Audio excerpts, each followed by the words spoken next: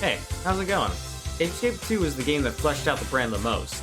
It smoothed out the models for the monkeys into their, in my opinion, timeless design. It pretty much improves on everything that the first game did. The monkeys can now be made into any character the devs wanted, basically. Terminator, superheroes, knights, the only limit's your imagination. This time, the professor got his latest child assistant, Jimmy, Bond with me, Jimmy. to send the monkeys some new pants. But because of the collective incompetence of everyone involved, they also ended up sending monkey intelligence helmets as well. Spectre finds another helmet and goes back to being his delusional old self. Yet again, you have to track down the monkeys so they can go back to living their lives in ignorance. Anyways, why was the professor sending the monkeys new pants in the first place? Are they uniforms? Are these repeated monkey outbreaks on purpose? Is he staging these mishaps in order to sow political instability? Is he just biding his time until he can use his technological prowess to stage a coup d'etat? Probably. This time, instead of tracking the monkeys down through time, you scour the globe searching for these saucy simians. I don't think it's as strong a concept as tracking them down through time like the last game, but it works out pretty well. I think the monkeys messed up the timeline in the last game.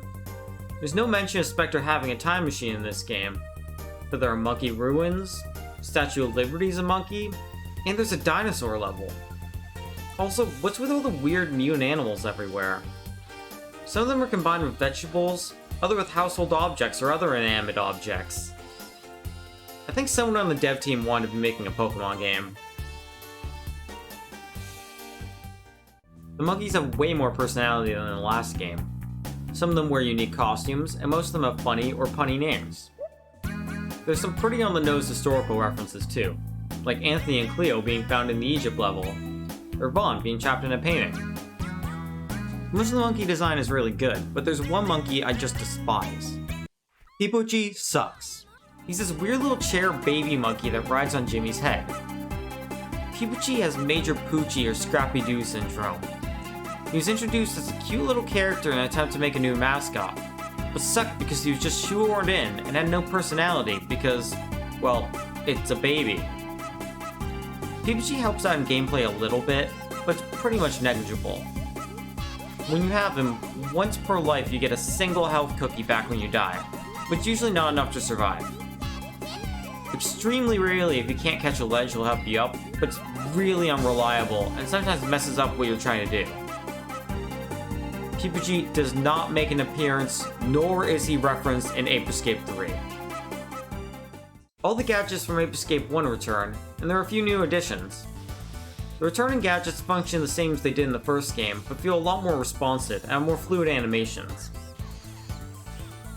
I go over how all these gadgets work on my video on the first game, so check it out if you haven't already. The Magic Glove feels much better than it did in the first game, and actually feels like a worthy upgrade to the Stun Club. There are 3 new gadgets: the Bananarang, the Water Cannon, and the Magnet Arm. The Bananarang lets you lure out monkeys that would be otherwise inaccessible. You throw it by pressing back the right stick like the slingback shooter, but you don't go into first person mode, so it feels really awkward to aim. And then when it arrives at its destination, you spin the right stick to deploy its banana smell. The Water Cannon lets you put out flames in the environment, extinguish fire enemies, and move water wheels by spinning the right stick and facing where you want the water to go. The electromagnet sticks you to magnetic surfaces. You can use it to pull objects to a desired location, to cling onto a moving object, or to remove armor from certain enemies. Of all the new gadgets, I like the magnet the most, but it overstays its welcome at the end of the game. On the whole, I don't think the new gadgets added very much to the gameplay. I still ended up having the core gadgets from Ape Escape 1 equipped most of the time, and I really only equipped the new gadgets when the situation called for it, like when I had to put out a fire blocking my way, or cling to a metal thing. The new gadgets are useless when the problems they are made to solve aren't there. You can't really use any of them for combat, unless the enemies are specifically designed to be countered by one of these gadgets. This cuts down on the creativity. For example, the Skyflyer's main use is to move you around gaps, or get you to heights that you otherwise can't jump to. But it can also be used in combat to avoid certain attacks. The water cannon, on the other hand, only has one use in combat, and that is to, very rarely, extinguish flames on certain enemies. The magic punch takes out these enemies later in the game anyways, so what's the point? The water cannon just slows down the gameplay. I think that the water cannon would be better if you could just aim it with the right stick. The Rowboat and Tank Maker return, and they control just about the same as they did in the first game, but there are also 3 new vehicles: a submarine, a robot, and a snowmobile. The submarine reminds me a lot of the submarine sections of Spyro 3. The robot's modeled after Pipochi, and is equally lame. It's very slow, but it hits really hard with its rattle.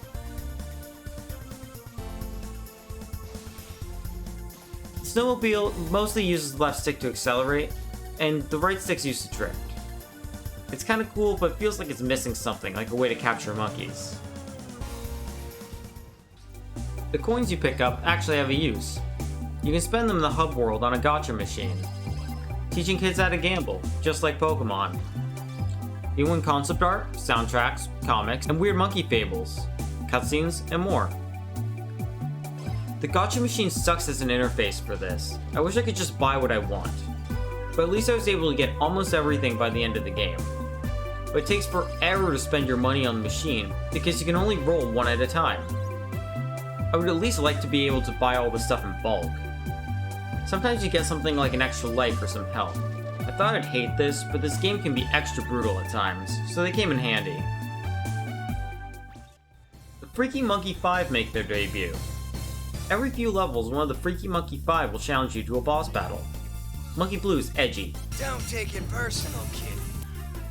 Monkey Yellow is pretty chonk. He's really creepy too. Ooh, my body! You can't just simply attack my body, you know. Monkey Pink is nice on the surface, really mean once you get to know her. Kinda like Ellen DeGeneres. There's no turning back now. This is my final test to become a star. Okay, I'm ready for you! Monkey White is a stereotypical German scientist. I am the awfully talented white monkey of the Freaky Monkey 5. His Robo Jimmy looks just as dumb using the super hoop as me. Lastly, there's Monkey Red. He's super strong. He seismic tosses a T-Rex during his boss battle, but he's pretty dumb. This is by far the most difficult game in the series. Boss fights and Spectre kicked my ass. Just like the last game, there are 3 minigames to unlock. Dance Monkey Dance is a rhythm game where you have to move the sticks to match the other monkey dancer. This game feels a little off because you have to time your monkey's animations with a rhythm, instead of just moving the sticks at the right time. It makes you feel like you're missing beats when you know that you have the right timing, and hit beats that you swore you missed. It's really difficult when the notes are close together. It felt like I had input lag because I had to wait for my monkey to move. It's kinda like playing a rhythm game with fighting game frame data. I was mediocre at this game. On the whole, I thought it was mediocre. Monkey Climber is weird. It feels like a mobile game or a flash game. You use both sticks to control both the monkey's arms, and press L1 and R1 to grip both ropes. You have to swing yourself into 5 bananas to clear the stage.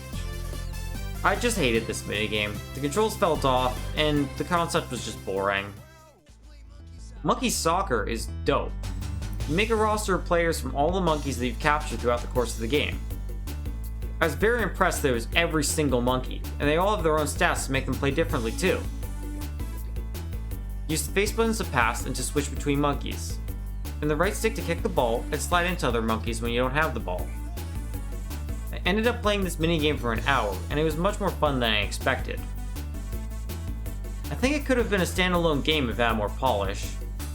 The AI can be a little annoying sometimes, and sometimes it changes which monkey you're playing as seemingly at random. The gameplay is solid, and it has multiplayer. I love the radical announcer at the beginning. Let's play monkey soccer. Once you capture every monkey, you get the option to play the whole game over as Spike from the first game. Playing as Spike doesn't change anything but your player model and voice. This is pretty cool, but I wish there's something you unlocked earlier, because I've already done everything now. Next time I play this game, I'll play through it as Spike. I hadn't played this game very much before making this video, so I don't have nearly as much nostalgia towards this game as I do the first or the third game. The graphics are much better, but it's a PS2 game, so that should be expected. And the voice acting isn't terrible anymore, but there was something endearing about how bad the voice acting was in the first game. While I don't think the setting is as compelling as the first game, and because of that the levels aren't as interesting, and the gameplay isn't very much different from the first game, but despite these problems, I think the game still holds its own. The art style is a significant improvement over the old one. I think that it and the gameplay both hold up in modern day. I hope you liked the video, and leave a like if you did. I'm gonna make a video on Ape Escape 3 next, which isn't just my favorite in the series, but also my favorite game period. I'm also thinking of doing videos in the Devil May Cry series, so subscribe for more.